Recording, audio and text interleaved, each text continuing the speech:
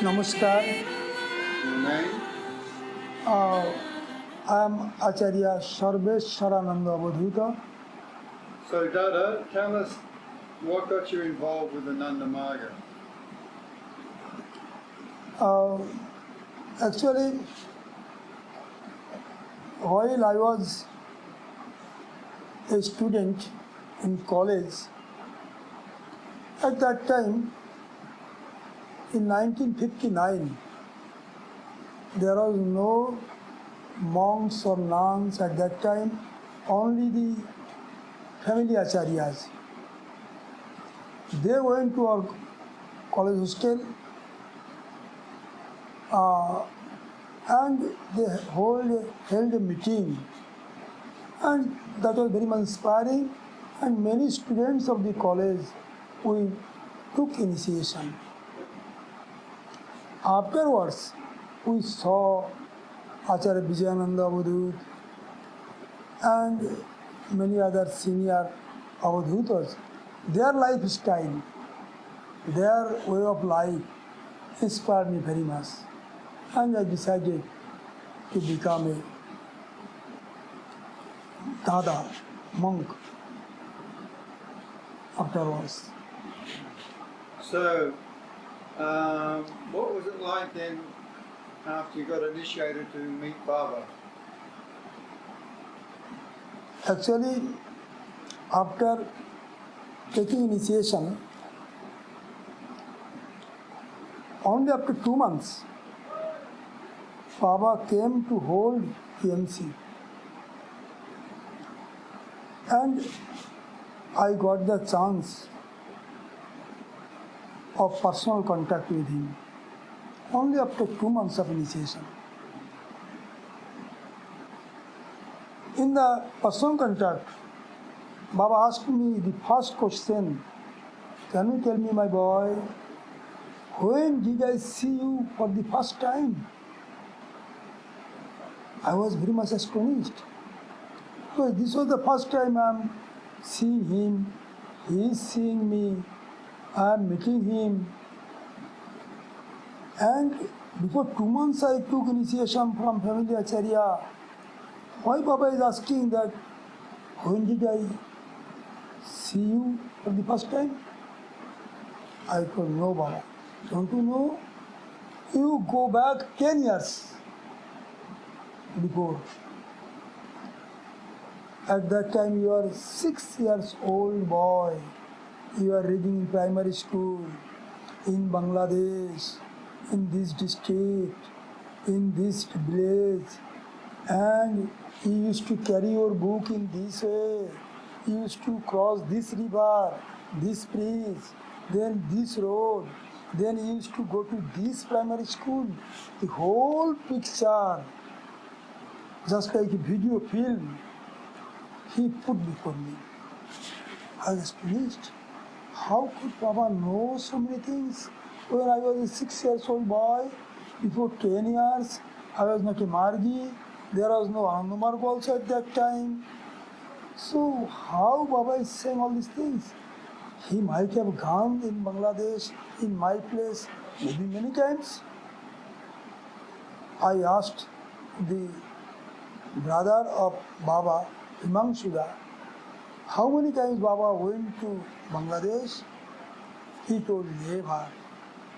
And he does not need to visit any place to know everything and anything of that place. Anyhow, then Baba told, 10 years before, when you are a 6-year-old boy reading primary school, I saw you first time on fine morning at about 10 a.m. and I decided that a time will come, this boy will complete his education, will meet the Acharya, will take initiation, and he will come to in my contact, and I shall give him a high responsibility. Will you be able to take that high responsibility? At that time, Angmarg was that is the beginning time. Only few hundred Margis were there in the DMC. Nobody knew about Angmarg. I said, yes, Baba. If your blessing is there, why not? Baba told, okay, you will keep it in mind.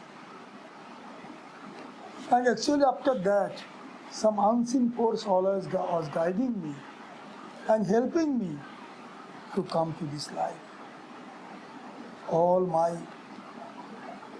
the hindrances rather, obstacles on the way, that unseen force was clearing everything. And ultimately I joined mission out of my own will. Nobody inspired me, nobody called me, nobody accompanied me. I joined the mission and I became the monk. Baba told them, remember, this is not only in your case. I have given an example only. This is in case of every monk, nun, margi, follower, my every child, every whoever has come into my mission, they were chosen long before. Maybe they are chosen in the past life also. And in due course of time, as per my desire, as per my choice, as per my pre-plan, they came in my contact, they joined in my mission, and they are serving in my mission. It does not go to anybody except the Param Purush, except the Lord. So, Dadaji, you spent a lot of time with Baba when he was in jail. Yeah, Do you want to explain some of your experiences? there are many experiences. Actually, I have written a book, it will be published maybe within 6 months. Most important thing is this, you see. Baba, he was very much mad after mission. He, day and night, he used to work for mission. He used to say that a human being needs only 3 hours to sleep, not more than that. So if I do not work for 21 hours in a day, minimum, I will leave my all the responsibilities in the mission. Then I am unfit for the mission. Actually, Baba did not work for 24 hours, 21 hours in a day. He used to work for 24 hours, all the time. Then the question arises, how did he sleep? He did not sleep. Because in the jail, I used to live with him in a small room, 24 hours. In 24 hours in the whole month, in the years after years. Only at the time of his sadhana, I used to remain outside. And day and night, I used to live with him. In the night time, at about midnight or 1:30, he used to go for sleeping. Again at about 4 or 4:30, he used to get up. That means he used to sleep for 3 hours. No. Before going to sleep, he used to ask, "Is my boy, you tell some good news of the organization at different parts of the world. Good news helped me very much to enjoy good sleep." Yes, Baba. Baba used to close his eyes. I used to narrate on 2, 3 good news. Then Baba started sleeping. You see, his breathing was heavy. The mild sound used to come from nose. All the symptoms of sleeping was there. Then I used to think, Baba is sleeping. So what is the use of narrating more good news? Then I thought, no, maybe Baba is not sleeping properly. So let me tell some 2, 3, 4 more good news. And when I narrated some 3, 4 more good news, then Baba was in deep sleep. His sound from the nose, his heavy breathing, it was quite clear that he was sleeping. I stopped telling good news. Then and there Baba got up and sat on the bed What happened? Your good news stock is finished. No, Baba. I thought that you are sleeping, you are enjoying a very deep sleep. So I should not disturb you by narrating the good news. No, my son. I can hear everything. I can see everything, even in sleeping. Should I repeat what good news you told me? And all the good news, as I narrated to him in the same way, he repeated all the good news. I was astonished. He does not sleep. He remained walking in sleep also. And in this way, round the clock, 24 hours a day, his all the thoughts and planning, everything was about his mission. Do you think it's fair to say that his body may sleep a few hours a day, but his mind never sleeps? Exactly. Perfectly right. His mind is, his body is to sleep, not his mind. Is right. And you see, during emergency period, political emergency, 1976, 74, 75, 76, there was emergency in India. That means Anumarg was banned. No Anumargi could come to meet us in jail or Baba. So what could we do? We also could sleep and just waste our time. There was no one. Baba, he was God incarnate. He was Tarak Brahma. He was all powerful. Whatever he used to do, he could do. But you see one thing, I was just reading the story when Baba, I met Baba's mother, Abharani Sarkar. I met Baba's grandmother, Binapani Sarkar. I talked to them. I talked to them for hours together to know about Baba. So, I came to know from mother that in the years 1936, when Baba was only 14 years old, he was studying in class 9, father died. He was sick. So in those days, everybody knew that this Prabhat Ranjan is all powerful. Whatever he will think, that will be a truth, and nobody can stop it. So many persons requested his mother, Baba's mother, Abharani Sarkar, Mother, you ask Prabhat to get his father cured. But if he desires, nothing bad can happen to him. He told no. This against, he told no, it is against my principle. That I will ask my son, you get your father cured. I cannot do that. Ultimately what happened? His father died. And when he died, there was no fund in his bank, no bank balance, and no provision fund so much. Only within few months that was spent. They were in acute crisis, financial crisis. How these 5 brothers, 4 brothers and 1 sister, how they are to be maintained, how their education is to be continued, how the family will be run. So everything was in hospice condition. And Baba was the eldest son. And everything was depending on him. At that time, in Jamalpur, one very rich person was there. His name was Rahim Dhar, a Muslim, very rich person. He used to love Prabhat Ranjan very much.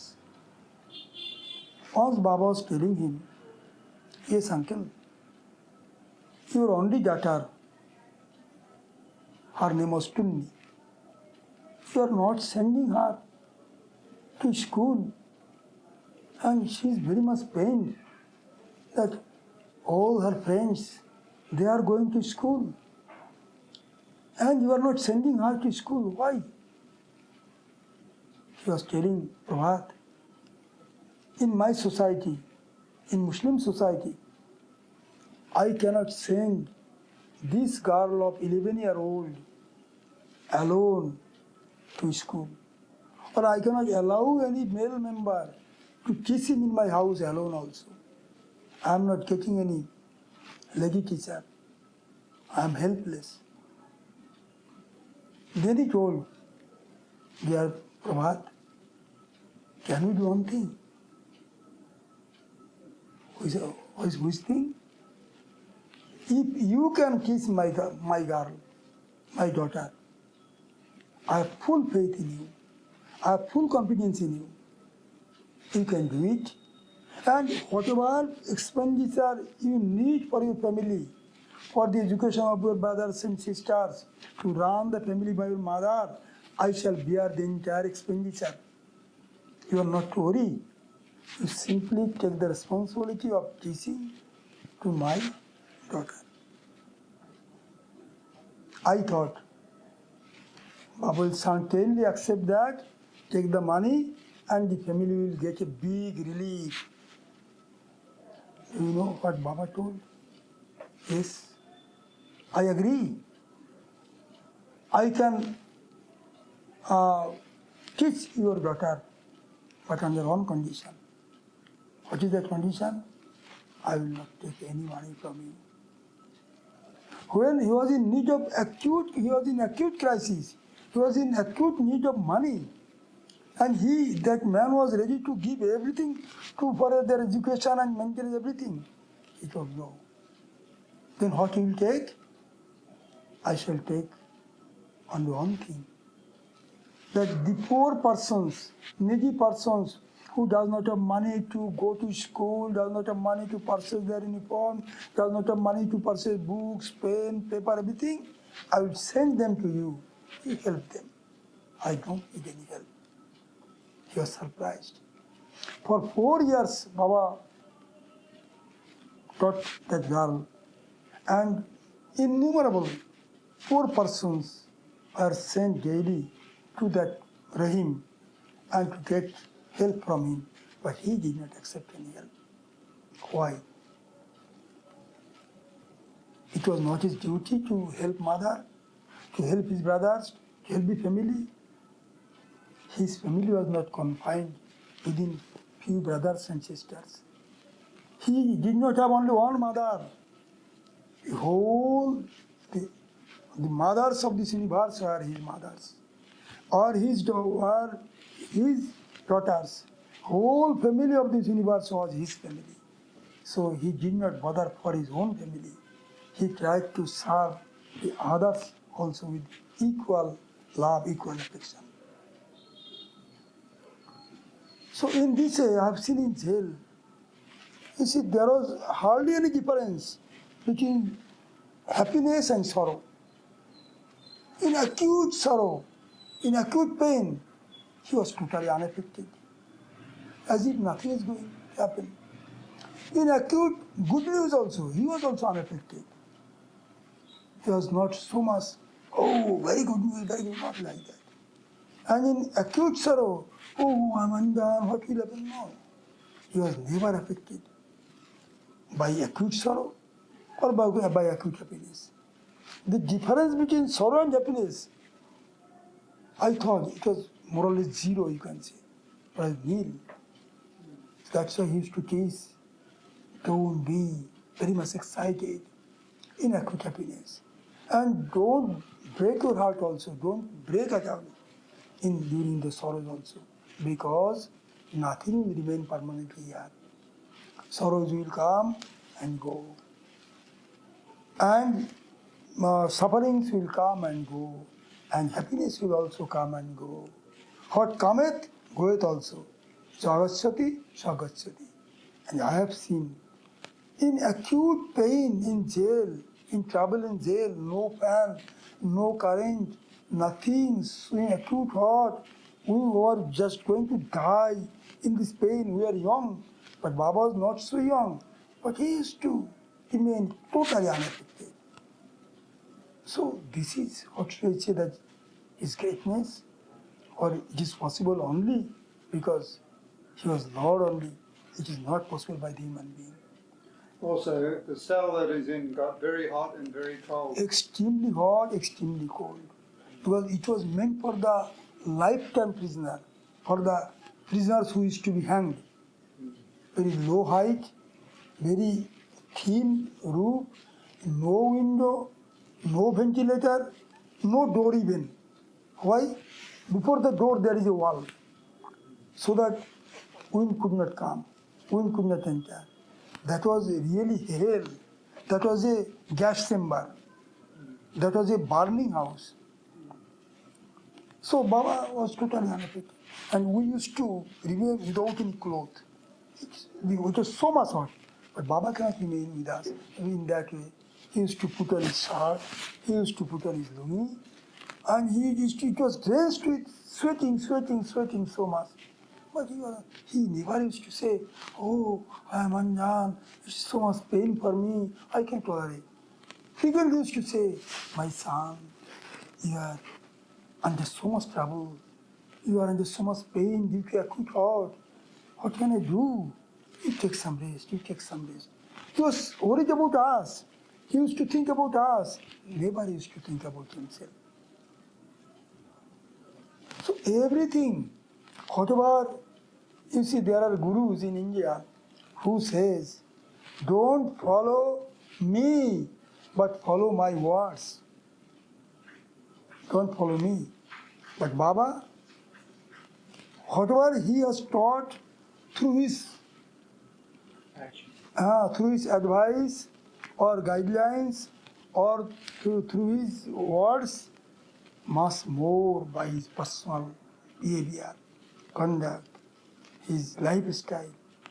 Every point, every moment he used to teach us. So he was a real guru in that sense also, who taught with all hardness by his own. You see, he was a family man.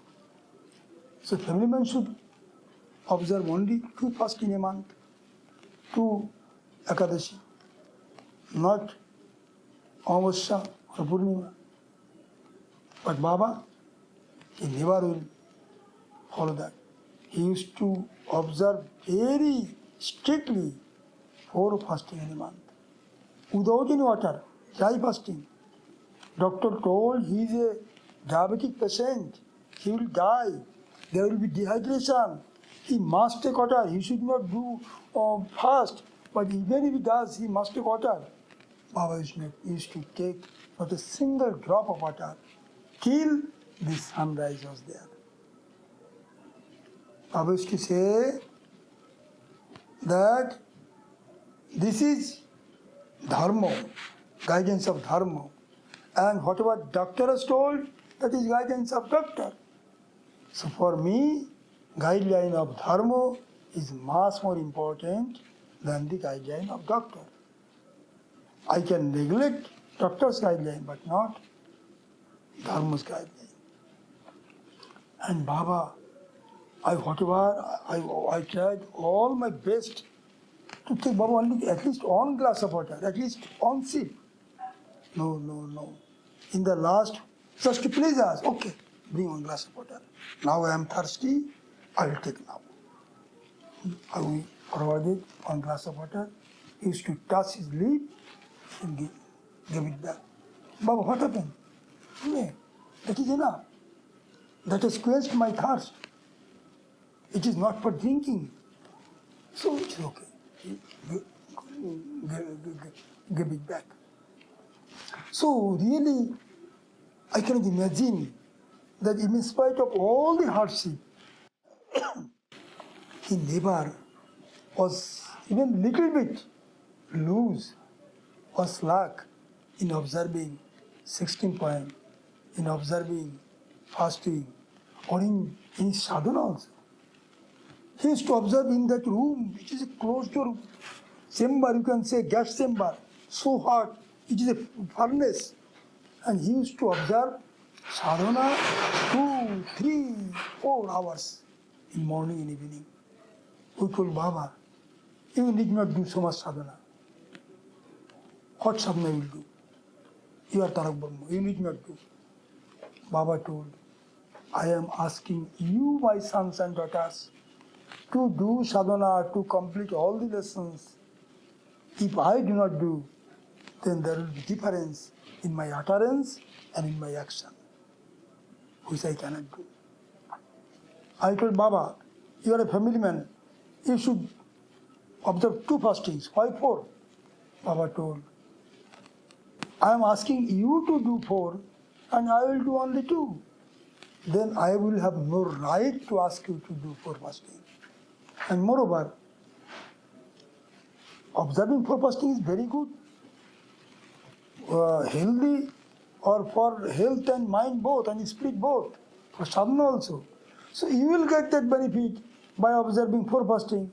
What wrong I have committed that I should be deprived of that good result? I must.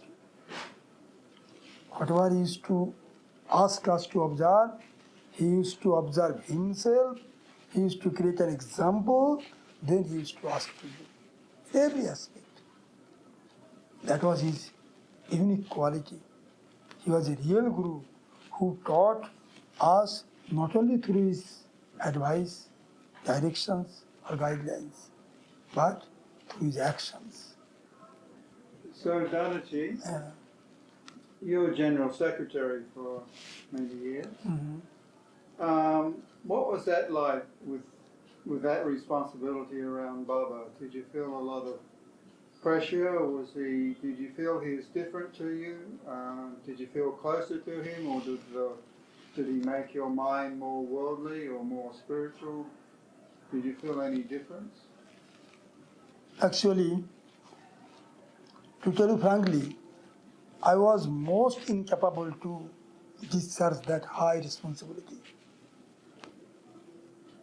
Baba told, you remember my son, in Ananda Marga, there is no high post or low post, but there is high responsibility and low responsibility. So GS is the post of very high responsibility. Don't think that you are posted in a very high post. But remember, a man posted in very high responsibility, a slight mistake may cause very big harm to the mission. So whenever, even I was central GS, any worker in the field, in any part of the world, maybe in block level or diocese level, whatever it may be, if he is to commit any mistake, maybe conduct rule or whatever it may be, first Baba used to beat me 10 times. How many times you have directed him, you have guided him, you have gone to him, you have taken care of him, so you are responsible first, because you are the GS. I used to be punished very severely. Then up to the lowest level, there was little bit punishment or no punishment. Why? Because you are in a very, very high responsibility. Your slight mistake, your little mistake, your little lethargy, your little slackness may cause big harm to the mission. So a man in the very high responsibility must be very, very alert, must be very, very dutiful, must be very, very sincere or very, very careful day and night. Then the mission can run with very great speed. If not, then there will be no speed, no progress, no acceleration in the mission. So Baba has taught all these things through his every moment, through his personal guideline and personal behavior. When Baba talks about the mission, do you felt that he was talking about Ananda Marga, the organization, or something separate? Mission means, I think, so far my knowledge goes, mission means the organization, mission means the vow we are taking. Two things. Mission means not only organization. Mission is the bhav, the sankalpa, the determination we have taken. The determination which Tarak Brahma has taken to complete. That is also the mission. And mission means the organization. So when he said he is merged in his mission, in his organization or his mission, Yeah. it's the one and the same thing, do you think? On the same thing, but not exactly the same thing. Because mission means his bhav, his determination.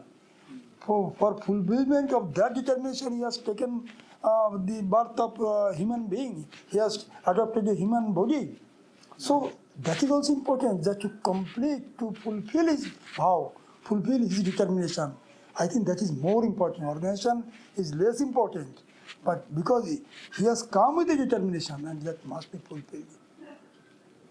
Organization is the means by which he manifests his mission or his ideology, would you say? Yeah, ideology, of course. Organization and the ideology is same, but mission means his determination. His bhav. For his, Krishna came with the determination, Shiva came with the determination. Once in, you see, Baba asked me on birthday of Krishna that today I am giving you freedom. You may ask any question about Krishna.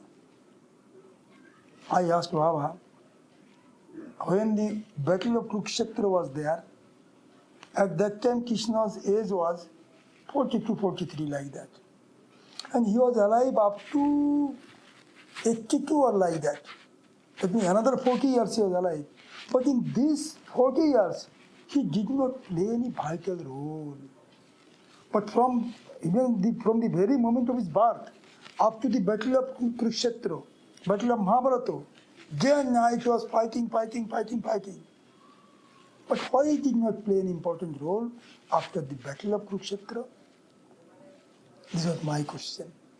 Baba told, when Tarak Brahma comes with a definite bhav, a definite determination, either he himself fulfills it during his lifetime, or he makes all arrangement, all guidelines, all procedures, all directions, all infrastructure.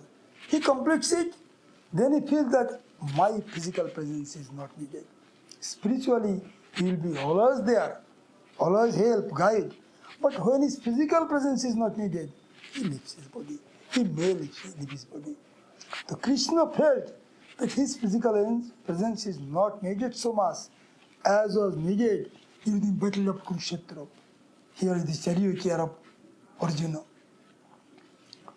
So I think now we feel that what Baba meant at that time, that he has left his mortal frame because he has completed, he has given all the guidelines, all the structures, all the infrastructure. Now his physical presence is not needed. That's why he has left his physical body. But spiritually, he is very much with us. Rather, he is more with us. We feel at every moment, at every stepping. Whenever there is problem, some unseen hand is solving the problem. Whenever there is an obstacle, some unseen hand is removing the obstacle. We can understand that. So he is more spiritual with us, and he will remain spiritually for all the time to come with us. There is no doubt in it. Good way.